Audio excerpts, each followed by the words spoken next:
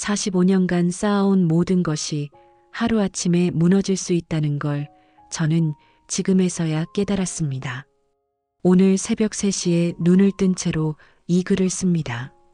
내일이면 집에서 나가야 하는데 81살의 나이에 갈 곳이 없다는 현실이 믿어지지 않습니다. 제가 이 이야기를 하는 이유는 여러분들에게는 제가 겪은 일이 일어나지 않기를 바라는 마음 때문입니다. 제 실수가 다른 분들께는 교훈이 되었으면 합니다. 저는 1944년생으로 올해 81살입니다. 18살에 시골에서 서울로 올라와 작은 공장에서 기계 조작원으로 시작해서 45년간 한 회사에서 일했습니다. 매일 새벽 6시에 일어나 밤 9시에 집에 돌아오는 삶을 반복했습니다. 주말에도 일하는 날이 많았습니다. 하지만 불평하지 않았습니다. 가족을 위해서였으니까요. 아내와는 1968년에 결혼했습니다. 당시 아내는 22살, 저는 24살이었습니다. 첫 아이가 태어났을 때의 기쁨은 지금도 생생합니다. 아들 성준이었습니다. 2년 후에는 딸 수진이가 태어났습니다. 두 아이가 잘 자라주기를 바라며 더욱 열심히 일했습니다. 1970년대는 정말 힘든 시절이었습니다. 월급이 3만 원도 안 되던 때였죠. 그래도 한 푼 두 푼 모아서 1976년에 강남구 역삼동에 작은 아파트를 샀습니다. 평수는 22평이었고 가격은 800만 원이었습니다. 은행 대출을 600만 원 받고 그동안 모은 돈 200만 원을 보태서 간신히 마련한 집이었습니다. 매달 대출 상환금 12만 원을 내기 위해 아내는 동네에서 부업을 했습니다. 옷수선이나 뜨개질 같은 일이었죠. 저도 야간 근무를 자주 했습니다. 야간 수당이라도 받으려고요. 그렇게 10년을 버텨서 1986년에 드디어 대출을 모두 갚았습니다. 집값은 점점 올랐습니다. 1980년대 말에는 5천만 원까지 올랐고 1990년대에는 억대로 뛰었습니다. 저희는 그 집에서 계속 살았습니다. 이사를 갈 생각은 해본 적이 없었어요. 우리가 피와 땀으로 마련한 집이었으니까요. 성준이는 공부를 잘했습니다. 서울대학교 경영학과에 들어갔을 때 얼마나 자랑스럽던지요. 졸업 후에는 대기업에 취직했습니다. 1995년의 일이었습니다. 수진이도 이화여대를 나와서 교사가 되었습니다. 두 아이 모두 속 썩이지 않고 잘 자라주었습니다. 1989년에 저는 직장에서 60세 정년퇴직을 했습니다. 당시 국민연금은 60세부터 받을 수 있었습니다. 퇴직금으로 3,200만 원을 받았습니다. 45년 근속의 대가였죠. 국민연금은 매달 45만 원을 받기 시작했습니다.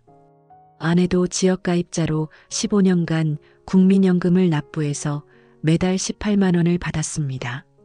성준이는 1996년에 결혼을 했습니다.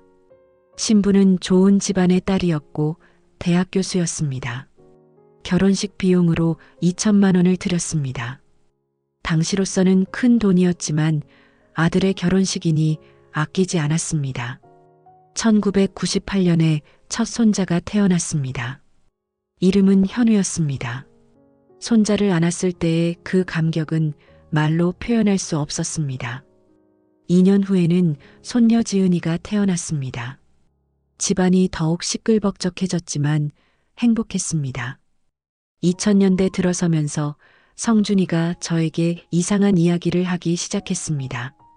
아버지 집을 자기 명의로 바꾸는 게 좋겠다는 것이었습니다. 이유를 물어보니 세금 문제라고 했습니다. 상속세를 미리 절약할 수 있다고 하더군요. 저는 처음에는 거절했습니다. 아직 살아있는데 무슨 상속이냐고 했죠. 하지만 성준이는 계속 설득했습니다. 아버지, 요즘 세상이 바뀌었어요. 미리미리 준비해야 해요. 집값도 많이 올랐잖아요. 지금 억 5천만 원은 할 거예요. 상속세가 엄청날 거라고요. 며느리도 거들었습니다. 아버님, 저희가 욕심내는 게 아니에요. 그냥 세금 절약하자는 거예요. 어차피 성준이가 물려받을 집이잖아요. 아내도 아들 편을 들었습니다. 여보, 애들 말이 맞는 것 같아요. 우리가 뭘 알겠어요. 성준이가 대학도 나오고 큰 회사 다니는데 알아서 하겠죠. 그렇게 해서 2001년에 집을 성준이 명의로 바꿨습니다. 등기 비용이 80만 원 정도 들었던 걸로 기억합니다. 성준이가 아버지, 걱정 마세요. 집은 그대로 아버지 거예요. 그냥 서류상으로만 바뀐 거니까요라고 했습니다. 처음 몇 년은 아무 일이 없었습니다. 저희는 그대로 그 집에서 살았고 성준이네 가족도 일주일에 한두 번은 와서 함께 식사를 했습니다. 손자, 손녀들이 자라는 모습을 보는 게 행복했습니다. 2005년에 아내가 갑자기 쓰러졌습니다. 뇌경색이었습니다. 병원에서 6개월간 입원 치료를 받았습니다. 다행히 생명에는 지장이 없었지만 왼쪽 반신에 마비가 왔습니다. 병원비로 3천만 원 정도가 들었습니다. 제 퇴직금에서 대부분을 쓴 셈이었죠. 아내는 그 후로 휠체어 생활을 하게 되었습니다. 저는 아내를 간병하느라 정신이 없었습니다. 성준이네는 바쁘다는 이유로 잘 오지 않았습니다. 한 달에 한 번 정도 와서 안부만 물어보고 갔습니다. 2008년에는 제가 당뇨병 진단을 받았습니다. 약을 꾸준히 먹어야 하는 상황이 되었습니다. 의료비가 부담이 되기 시작했습니다. 국민연금으로는 생활비도 빠듯한데 병원비까지 계속 나가니까 힘들었습니다. 2010년경부터 성준이의 태도가 조금씩 달라지기 시작했습니다. 전에는 어머니 안부도 자주 물어보고 그랬는데 점점 연락이 뜸해졌습니다. 와도 급하게 왔다가 급하게 가곤 했습니다. 2012년에 아내가 또 쓰러졌습니다. 이번에는 폐렴이었습니다. 3개월간 중환자실에 있었습니다. 그때 병원비가 5천만 원 넘게 나왔습니다. 제가 가진 돈으로는 감당할 수 없어서 성준이에게 도움을 청했습니다. 성준이는 못내 귀찮아하는 표정을 지으며 아버지, 제가 지금 회사에서 힘든 시기예요. 구조조정도 있고 그래서 여유가 없어요라고 했습니다. 하지만 결국 2천만 원을 빌려줬습니다. 빌려준 거라고 못을 박으면서요. 나머지 병원비는 제가 어떻게든 마련했습니다. 적금을 깨고 국민연금에서 대출도 받고 친구들에게도 돈을 빌렸습니다. 어떻게든 아내를 살려야 한다는 일념뿐이었습니다. 다행히 아내는 회복되었습니다. 하지만 거동이 더욱 불편해졌습니다. 저는 24시간 아내를 돌봐야 했습니다. 몸도 마음도 지쳐갔습니다. 2015년에 아내가 세상을 떠났습니다. 53년을 함께 산 아내였습니다. 장례 비용으로 또 2천만 원이 들었습니다. 성준이는 장례식장에서도 빨리 끝내자는 식으로 굴었습니다. 아내가 떠난 후 저는 혼자가 되었습니다. 외로움이 너무 컸습니다. 성준이네는 더욱 오지 않았습니다. 명절 때나 가끔 얼굴을 비추는 정도였습니다. 손자, 손녀들도 이제 대학생이 되어서 바빴습니다. 2018년경부터 성준이가 이상한 말을 하기 시작했습니다. 아버지, 혼자 이 큰 집에 살기가 힘드시죠? 요양원 같은 곳으로 가시는 게 어떨까요? 저는 깜짝 놀랐습니다. 뭔 소리냐? 내가 아직 멀쩡한데 무슨 요양원이냐? 아니에요, 아버지. 요양원이 나쁜 곳이 아니에요. 요즘은 시설도 좋고 또래분들도 만나실 수 있고 좋아요. 하지만 저는 단호하게 거절했습니다. 이 집이 내 집이야. 여기서 죽을 때까지 살 거야.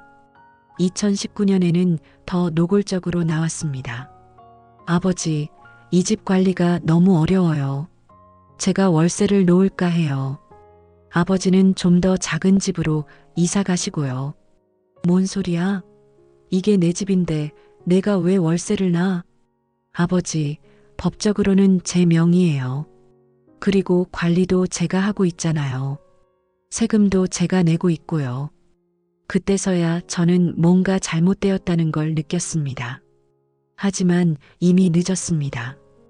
2020년에 성준이는 갑자기 집에 와서 말했습니다. 아버지, 죄송하지만 집을 팔기로 했어요. 급하게 돈이 필요해서요. 뭐? 집을 판다고? 이게 내 집인데 무슨 소리야? 아버지, 법적으로는 제 명의라고요. 그리고 제가 사업 자금이 급하게 필요해요. 이해해 주세요. 저는 그때서야 성준이가 사업을 하고 있다는 걸 알았습니다. 회사를 나와서 친구들과 함께 IT 관련 사업을 한다는 것이었습니다. 그런데 그 사업이 잘 안 되고 있다는 것도 알게 되었습니다. 그럼 나는 어디서 살라고? 아버지, 임대 아파트 알아보고 있어요. 작지만 깨끗한 곳으로요. 집 한 돈에서 전세금도 드리고 생활비도 좀 드릴게요. 저는 우라가 치밀었습니다. 내가 뭔데 내 집을 팔아? 당장 원래대로 돌려놔. 아버지, 이미 계약했어요. 다음 달까지 나가셔야 해요. 그 순간 저는 온몸에 힘이 빠지는 걸 느꼈습니다. 45년간 일해서 마련한 집이, 24년을 살아온 집이 하루아침에 남의 집이 되어버린 것입니다. 집은 13억 원에 팔렸습니다. 성준이는 저에게 전세 보증금으로 2억 원을 주겠다고 했습니다. 그리고 매달 생활비로 100만 원씩 주겠다고 했습니다. 나머지 11억 원은 자신의 사업 자금으로 쓰겠다는 것이었습니다. 아버지, 이게 맞아요. 아버지 한 분 사시기에는 그 집이 너무 컸어요. 이제 편하게 사세요. 저는 어쩔 수 없이 작은 투룸 아파트로 이사를 했습니다. 평생 모은 가구들과 추억이 담긴 물건들은 대부분 버려야 했습니다. 새 집은 너무 작아서 다 들어갈 수가 없었거든요. 처음 1년은 성준이가 약속을 지켰습니다. 매달 100만 원씩 보내줬습니다. 하지만 2년째부터 돈이 늦게 들어오기 시작했습니다. 한 달 늦게, 2달 늦게 오곤 했습니다. 전화를 하면 아버지, 요즘 사업이 어려워서요. 조금만 기다려주세요라고 했습니다. 그러다가 2022년부터는 아예 연락이 안 되기 시작했습니다. 저는 성준이 회사를 찾아갔습니다. 그런데 그 주소에는 다른 회사가 들어와 있었습니다. 성준이 회사는 망해서 없어진 지 오래라고 하더군요. 성준이 집으로 찾아갔습니다. 그런데 그 집도 비어 있었습니다. 이웃사람 말로는 반년 전에 이사를 갔다고 했습니다. 어디로 갔는지는 모른다고 하더군요. 저는 그때서야 완전히 속았다는 걸 깨달았습니다. 성준이는 제 집을 팔아서 돈을 챙기고는 잠적해버린 것입니다. 며느리와 손자, 손녀들과 함께 어디론가 사라져버렸습니다. 2023년에 집주인이 전세 보증금을 올려달라고 했습니다. 2억 원에서 3억 원으로 올려달라는 것이었습니다. 저에게는 그런 돈이 없었습니다. 성준이에게 연락해 보려고 했지만 전화도 안 되고 주소도 모르는 상황이었습니다. 어쩔 수 없이 더 작은 집으로 이사를 했습니다. 보증금 5천만 원짜리 원룸이었습니다. 남은 1억 5천만 원은 은행에 예금을 넣어두고 이자로 생활하려고 했습니다. 하지만 요즘 은행 이자가 얼마나 됩니까? 년 3%도 안 됩니다. 1억 5천만 원을 넣어둬봐야 한 달에 30만 원 정도밖에 안 나옵니다. 국민연금 45만 원과 합쳐봐야 75만 원입니다. 그것도 제가 1944년생이라서 국민연금을 63세부터 받고 있습니다. 그런데 올해 들어서 상황이 더 악화되었습니다. 원룸 월세가 올랐습니다. 40만 원에서 60만 원으로 올랐습니다. 관리비까지 합치면 70만 원이 넘습니다. 생활비로 쓸 돈이 거의 없는 상황이 된 것입니다. 더 작은 집을 구하려고 해봤지만 쉽지 않습니다. 요즘 부동산 시장이 어떻습니까? 전세도 없고 월세도 비싸고 81살 노인을 받아주는 곳이 별로 없습니다. 그러던 중에 며칠 전에 집주인이 갑자기 나가라고 했습니다. 자기 아들이 결혼해서 그 집에 들어와 살겠다는 것입니다. 한 달 안에 나가달라고 하더군요. 저는 갈 곳이 없다고 사정했습니다. 하지만 집주인은 냉정했습니다. 할아버지, 죄송하지만 어쩔 수 없어요. 계약서상 한 달 전에 통보하면 되는 거잖아요. 그래서 지금 이 상황이 된 것입니다. 내일까지 이 집에서 나가야 하는데 갈 곳이 없습니다. 81살의 노숙자가 될 상황입니다. 딸 수진이에게도 연락해 봤습니다. 하지만 수진이도 자기 사정이 어렵다고 하더군요. 남편이 몇 년 전에 사업에 실패해서 빚이 많다고 합니다. 월세 방 하나 얻어주는 것도 힘들다고 하네요. 아버지, 정말 죄송해요. 제가 도와드리고 싶은 마음은 간절한데 정말 여유가 없어요. 차라리 구청에 가서 상담받아 보세요. 기초생활수급자 신청하시면 도움을 받을 수 있을 거예요. 기초생활수급자라니요.